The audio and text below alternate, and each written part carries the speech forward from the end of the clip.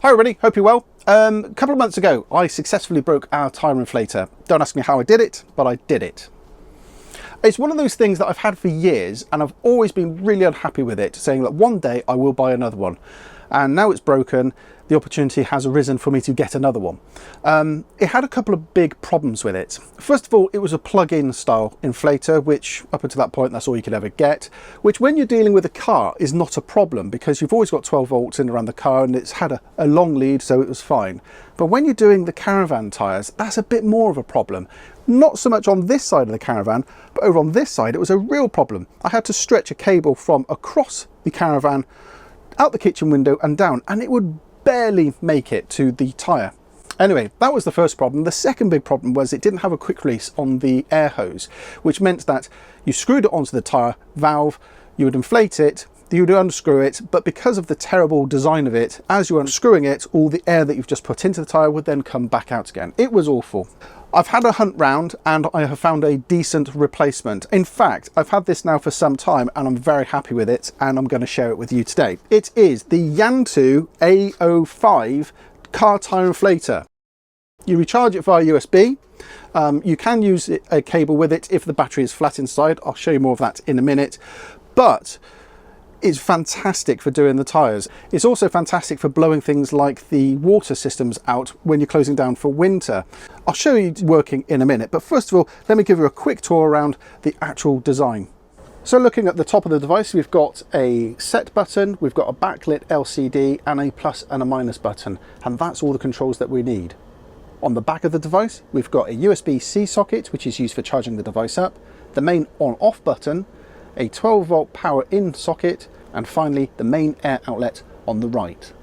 Now I'm not going to do an unboxing for you because I've been using it and the box is a bit tatty now, but what you do get in with it is you get some accessories as well, and specifically I want to show you the air hose. Now you may think to yourself, how is this going to fit onto this, because seemingly it doesn't want to connect onto it. But it's quite simple, you just go across it at an angle. But don't cover up the sockets and the plugs, which is what I did the first time around. No, you can put it out to the side like so, and then close it down. Now, what I will say about this is that those are really good quality connections. I've had lots of pumps in my life where these are just plasticky, crappy and horrible. This is all metal, so that's going to last some time. And there we go, we're now ready to go and inflate a tyre. So why don't we head outside? It's warmed up a little bit and it's dry, so why don't we go and inflate the car tyre, and I'll show you exactly how it works. So as you can see, I've let quite a bit of air out of this tyre and we're down to 29 psi. So I need to get this back up to 36. So if I use the plus and minus buttons there, I can get the value back up to 36. Now if I press and hold the set button, I can go through the various measurements. So we're starting off here at 29 psi, that's pounds per square inch. If I press and hold it, it will flick through to show me how much the pressure is in bar, and it's 2 bar. Press and hold it again, we go through to 200 kpi, which is kilopascals, I believe. And again, the last measurement is 2.05, and that is kilograms per centimetre squared. Press and hold it again, we get right back to the beginning, showing us our pressure in psi. So if I press the button momentarily, I can start the compressor off, we can get some air back into this tyre.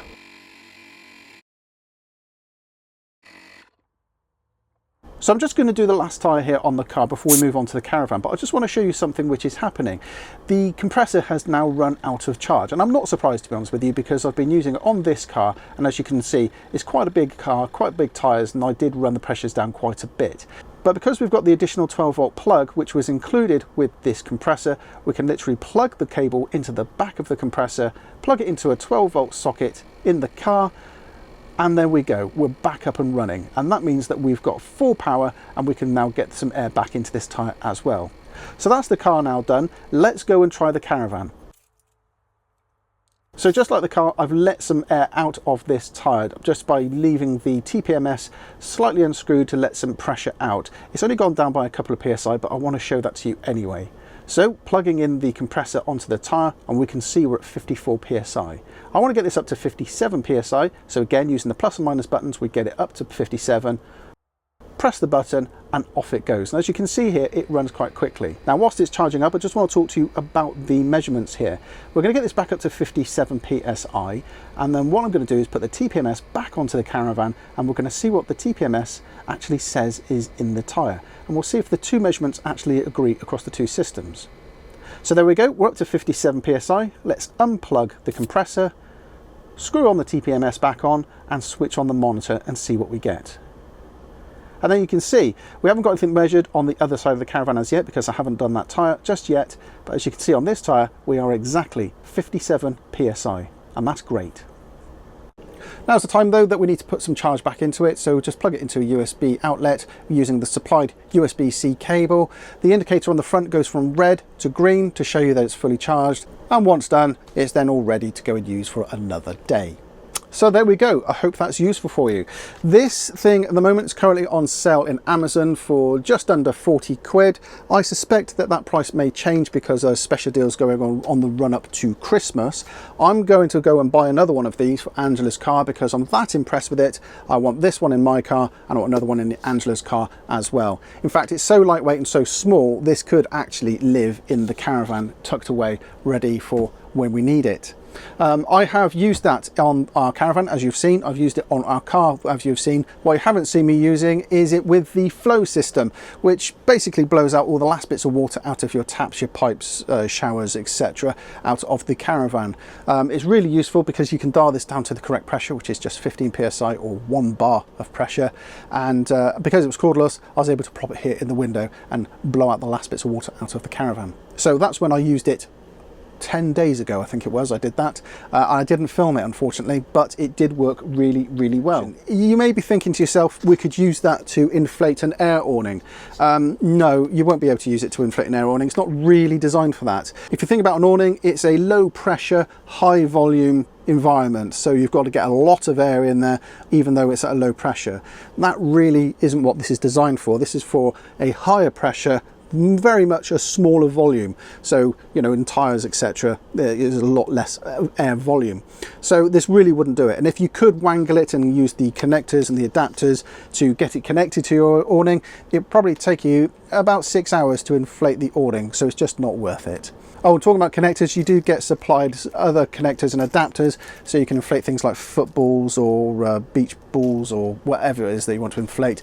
You've got all that there as well. Oh, and including a spare fuse if you need that as well.